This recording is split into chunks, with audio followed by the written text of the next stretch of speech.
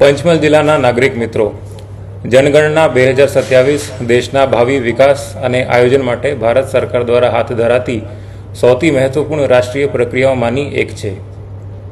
વસ્તી ગણતરીમાંથી પ્રાપ્ત માહિતીનો ઉપયોગ સરકાર દ્વારા નીતિ નિર્માણ, વિકાસ યોજનાઓ, સંસાધનોના યોગ્ય વિતરણ, આરોગ્ય, શિક્ષણ, આવાસ, રોજગાર, પરિવહન તેમજ વિવિધ જન કલ્યાણકારી યોજનાઓના અસરકારક અમલીકરણ માટે કરવામાં આવે છે.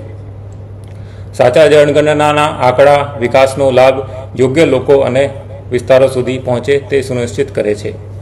હું તમામ નાગરિકોને અપીલ કરું છું કે તારીખ 17મી મે 2026 થી 31 મે 2026 દરમિયાન યોજનાકારી સ્વગણના એટલે સેલ્ફ એન્યુમરેશન પ્રક્રિયામાં સક્રિય રીતે ભાગ લો અને પોતાના ઘર બેઠા ઓનલાઈન સાચી અને સંપૂર્ણ માહિતી નોંધાવો.